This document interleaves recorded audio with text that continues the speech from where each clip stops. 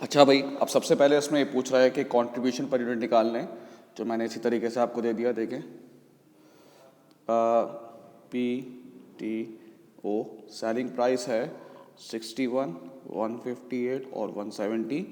Total variable cost ये लिखी हुई है, देखें 51, 118, 120। तो ये आ गया कंट्रीब्यूशन पर यूनिट 10, 40 और 50। अब वो कह रहा है कि टोटल फिक्स कॉस्ट निकालें आप, टोटल फिक्स कॉस्ट। और फिक्स कॉस्ट कह रहा है absorb on the basis of 50% of the direct material cost, मतलब जितनी भी डायरेक्ट मटेरियल कॉस्ट होगी उसका 50% है।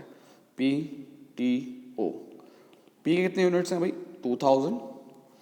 ये देखिए यूनिट सारे ये लिखे हुए 1600 और 1000। अब इनकी जो भी डायरेक्ट मटेरियल कॉस्ट होगी उसका 50% होगा। जैसे पी की डायरेक्ट मटेरियल कितनी है भाई? 30, और इसका कितने परसेंट है? 50% है, ये हो गया 30,000। सेम ऐसे ही इसका कितना है भाई? 60 और उसका 50%, और इसका 80 और 50%, ये हो जाएगा 40,000। टोटल फिक्स कॉस्ट ये रही, ठीक है भाई। अब वो कह रहा है ब्रेक इवन निकालो यूनिट्स में और रेवेन्यू में।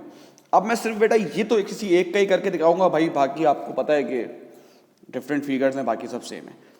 सबसे पहले पी की बात करते हैं। टोटल फिक्स कॉस्ट पी की कितनी है? 30,000। और कंट्रीब्यूशन पर यूनिट कितना है पी का? 10। तो ये कितना हो जाएगा भाई?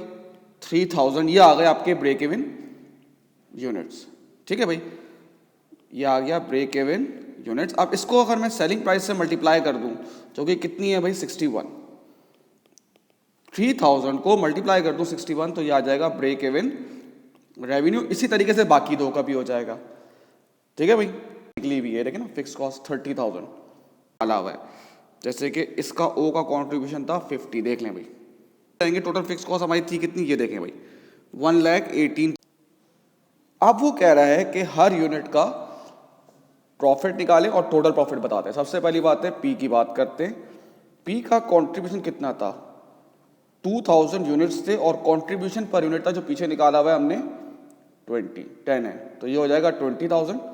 और पी की फिक्स कॉस्ट आप देख लें सारी, तो इसका मतलब है इसमें तो हमें लॉस आ रहा है 10,000 का।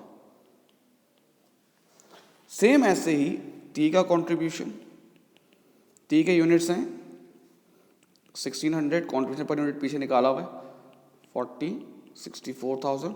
और इसकी टोटल, इसकी फिक्स कॉस्ट थी 48,000, तो 16,000 इसका प्रॉफिट है। अच्छा, अब ओ की बात करते हैं। 1000 यूनिट्स हैं,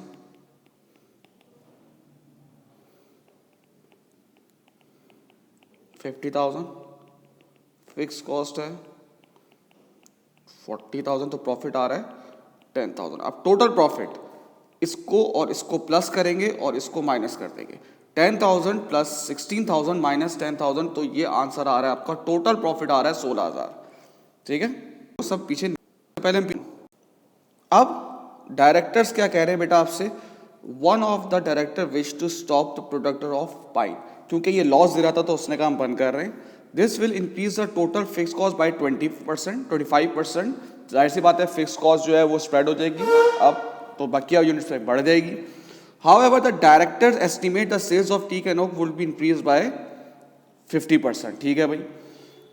prepare the marginal cost statement units the contribution per unit,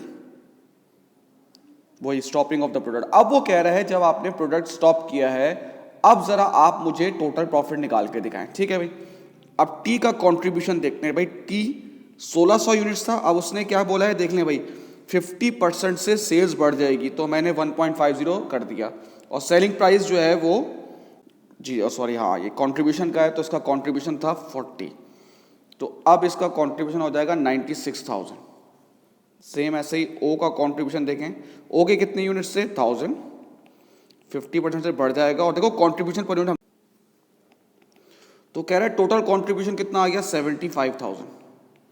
ये आ गया 171,000।